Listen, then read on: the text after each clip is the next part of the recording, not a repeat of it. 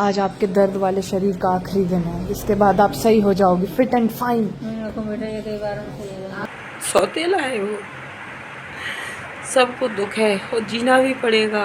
हमारे दुख नहीं है, दुख है तो क्या हम खाना नहीं खाते, क्या नहीं करते, हम जीते नहीं हैं क्या? वो लोग नहीं खाना खाएंगे, उनके दो दो बच्चे चले गए क्या? मेरे भी बैक में मसल फट गया था, कैसे भी फटा था वो अपन दोनों के बाद बीच की चीज है। मैंने कभी किसी को नहीं बताई, आपने मना किया, मैंने कभी नहीं बताया किसी को कि कैसे। मैंने अपने हाथ यहाँ पे रखे और फिर मैंने उसको कमर से मारा और उसकी कमर तोड़ दी मैंने। कुछ भी मतलब, मैंने अंशु को मारा, वो भी ऐसे करके उसके हाथों को पकड़ा। फिर साइड में मम्मी बता रही हैं कि ऐसे करके उसमें लात मारी। मेरे को बुरा उस चीज का नहीं लगा कि मेरे को आप ऐसे पेन में छोड़ के चले गए। मेरे को बुरा उस चीज का लगा कि मेरे को सुनने मिल रहा है मेरी भाभी के लिए कि तूने बेटा उसके लिए इतना किया, वो तेरे को अकेला छोड़ के चली गई। मैंने तुम तो वहां खड़ी थी जब राजवीर जी का एक्सीडेंट हुआ था, तुम तो वहां खड़ी थी, है ना? तुम्हें पता है कि कैसे क्या हुआ, सब हुआ।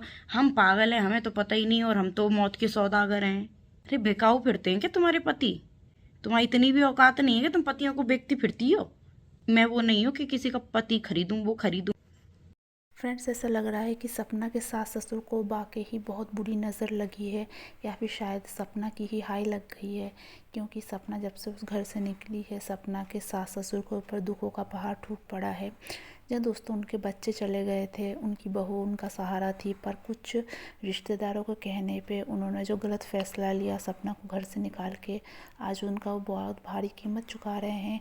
कहा जा रहा है पहले सपना की सास की आंखों में परेशानियां हो गई, उसके बाद सपना की सास का MRI वगैरह बहुत कुछ ऐसा हुआ जिसका टेस्ट रिपोर्ट सही नहीं आया। उनके ससुर जी का भी BP शुगर बहुत ज़्यादा बढ़ गया है। अंशु अगर उनकी इतनी ज़्यादा देखभाल कर रही है तो उनकी तबीयत इतनी ज़्यादा ख़राब क्यों हो रही है? अपनी बहू को तो उन्होंने घर से निकाल दिया, और विश्वास भी वो ऐसी लड़की पे कर रही है जो उनकी बेटी है ही नहीं।